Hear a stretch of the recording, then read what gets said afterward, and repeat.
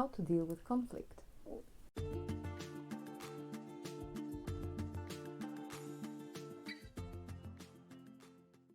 Gosha, sociologist and psychotherapist, sharing with you tips around mental health and self-development. And today around conflict. How to approach conflict, what type of attitude to have. In the past, I saw that many people thought that being indifferent in a conflict situation is a sign of maturity, because then you're indifferent, then you don't react. But we don't know what's happening with that person inside, and it's also hard for us to know unless you are that person. So we only can go as far as our awareness can go. So basically, we focus on ourselves. When you feel that the situation is really overwhelming, it's good to stay tuned with yourself.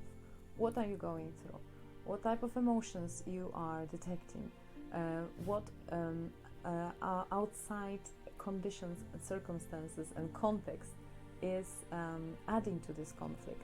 So if you're becoming aware of the people and in their emotional state, the context, meaning we are all facing difficulty, or there is a problem in the project, or there is a conflict in the world and we feel affected by it.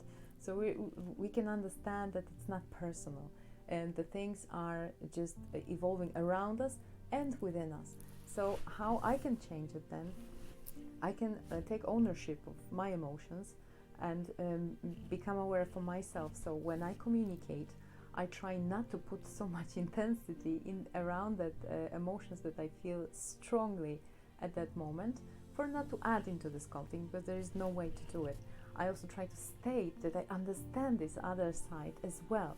So I'm also easing their anxiety as well, because they don't need to shout it out at me anymore, because I see where they are coming from. So it's also another layer. I'm coming from within and from without, and then we're also discussing the facts. So what is really beneficial for us to do. So it's not like you haven't done that. So I'm not pointing fingers.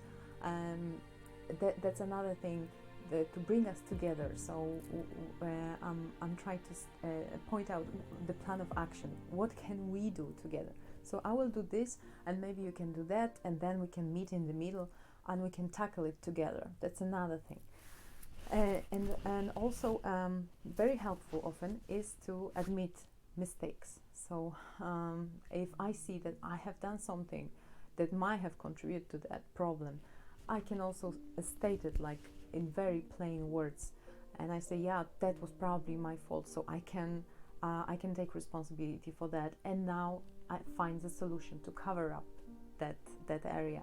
So in that way, I'm also showing self-responsibility, that I'm also taking ownership of that, and I will find a solution, or at least do my best to do it. So you see, it's a conflict. It's not only what I feel or what is happening from that person perspective that is shouting at you. It's about all of it. And if we allow it to communicate all these points of view, all these perspectives, and also add it to the solution pot, then the conflict becomes our common project to solve, to find the solution for it. So then there is no problem, no point of actually shouting what I feel about it, although it's good to realize that. And if that person becomes very personal, it's also very important to state the boundaries. It's like, oh yeah, okay, dude, I see you're very emotional, and I see we are both in the deep, but it's no point for you to now insulting me, and I don't agree with that, by the way. So stating the boundaries is also a sign of your holding your power, being aware of your rights, being aware of your worth. So don't miss on that opportunity as well, for yourself as well as for the other, because if you respect yourself, you will state it, and also then the people you work with will respect you, because they know that you are valuing yourself and you won't allow this type of abuse as well. So conflict is nothing personal, it's the derivative of all of these factors, and you can deal with it together if you wish to, if you combine all your efforts without unnecessary tensions.